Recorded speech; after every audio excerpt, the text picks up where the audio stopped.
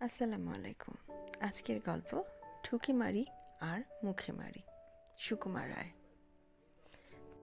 মুখেমারি পালোয়ানের বেজায় নাম, তার মতো পালোয়ান নাকি আর নেই। ঠুকিমারি সত্যিকারের মস্ত পালোয়ান। মুখেমারির নাম শুনে সে হিংসেই আর বাঁচে না। শেষে একদিন ঠুকিমারি আর থাকতে না পেরে কম্বলে 90 মণ আটা বেঁধে নিয়ে সেই কম্বল কাঁধে ফেলে মুখেমারির বাড়ি রওনা হলো। পথে এক জায়গায় বড্ড পিপাসা আর খিদে পাওয়ায় ঠুকিমারি কম্বলটা কাঁধ থেকে নামিয়ে একটা ডোবার ধারে বিশ্রাম করতে বসলো। তারপর চোঁ চোঁ করে এক বিষম লম্বা চুমুক দিয়ে ডোবার অর্ধেক জল খেয়ে বাকি অর্ধেকটা সেই আটা মেখে নিয়ে সেটাও সে খেয়ে ফেলল। শেষে মাটিতে শুয়ে নাক ডাকিয়ে ঘুম দিল। সেই ডোবাতে একটা হাতি রোজ জল খেতে আসতো। সেদিনও সে জল খেতে এলো। ডোবা খালি দেখে তার ভারী রাগ হলো। পাশেই একটা মানুষ শুয়ে আছে দেখে সে তার মাথায় দিল গোদা পায়ের এক লাথি। ঠুকিমারি বলল, ওরে, মাথা টিপেই দিবি যদি, একটু ভালো করে দে না বাবু। হাতির তখন আরও বেশি রাগ হলো। সে সুরে করে ঠুকিমারিকে তুলে আছাড় মারতে চেয়েছিল, কিন্তু তার আগেই ঠুকিমারি তড়াক করে লাফিয়ে উঠে হাতি মশাইকে থলের মধ্যে পুরে রওনা হলো। এক দূরে গিয়ে সে মুখেমারির বাড়িতে এসে হাজির হলো আর বাইরে থেকে চেঁচাতে লাগলো, কই হে মুখেমারি, ভারী নাকি পালোয়ান তুমি? সাহস থাকে তো লড়ো না এসে। শুনে মুখেমারি তাড়াতাড়ি বাড়ির পেছনে এক জঙ্গলের মধ্যে ঢুকে পড়ল। মুখেমারির বউ বলল, কর্তা আজ বাড়িতে নেই, কোথায় যেন পাহাড় ঠেলতে গিয়েছে। ঠুকিমারি বলল, এটা তাকে দিয়ে বলো যে এর মালিক তার সঙ্গে লড়তে চায়। এই বলে সে হাতিটাকে ছুঁড়ে তাদের উঠানে ফেলে দিল। ব্যাপার দেখে বাড়ির লোকের চক্ষু স্থির, কিন্তু মুখেমারির শেয়ানা খোকা হেরে গলায় চেঁচিয়ে উঠল, ও মা, ও মা গো মা, দুষ্টু লোকটা আমার দিকে একটা ইঁদুর ফেলেছে, কি করি বলো তো?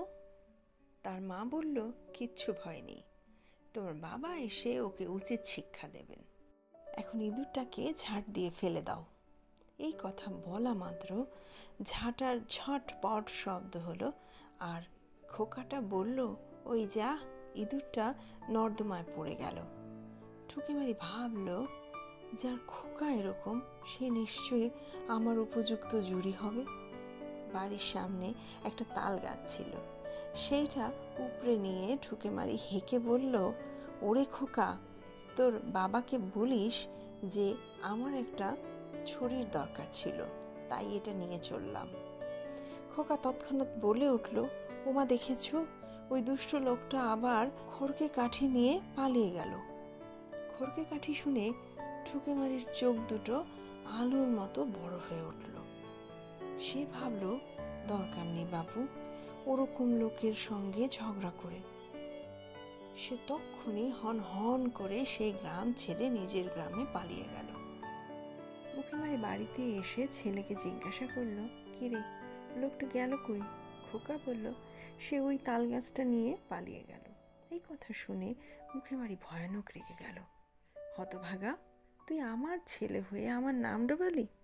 দরকার হলে দুটো কথা বলতে পারিস নে, যা, আজই তোকে গঙ্গায় ফেলে দিয়ে আসবো। এই বলে সে অপদার্থ ছেলেকে গঙ্গায় ফেলে দিতে চলল। কিন্তু গঙ্গা তো গ্রামের কাছে নয়, সে অনেক দূর। মুখেমারি হাঁটছে হাঁটছে আর ভাবছে, ছেলেটা যখন কান্নাকাটি করবে তখন তাকে বলবে, আচ্ছা এবার তোকে ছেড়ে দিলাম। কিন্তু ছেলেটা কাঁদেও না, কিছু বলেও না, সে বেশ আরামে কাঁধে করে গঙ্গায় চলেছে। তখন মুখেমারি তাকে ভয় দেখিয়ে বলল, আর দেরি নেই, এই গঙ্গায় এসে পড়ল বলে। ছেলেটা চট করে বলে উঠল, হ্যাঁ বাবা, বড্ড জলের ছিটা লাগছে। শুনে মুখেমারির চক্ষু স্থির। সে তখনই ছেলেকে কাঁধ থেকে নামিয়ে বলল, শিগগির বল সত্যি করে, লোকটাকে তুই কিছু বলেছিস কিনা? ছেলে বলল, ওকে তো আমি কিছুই বলিনি, আমি মাকে চেঁচিয়ে বললাম দুষ্টু লোকটা বাবার খড়কে কাঠি নিয়ে পালিয়ে গেল। মুখেমারি এক গাল হেসে তার পিঠ থাবড়ে বলল, সাবাস ছেলে, বাপ কা বেটা। আর এরই সাথে গল্পটি শেষ হলো। ধন্যবাদ।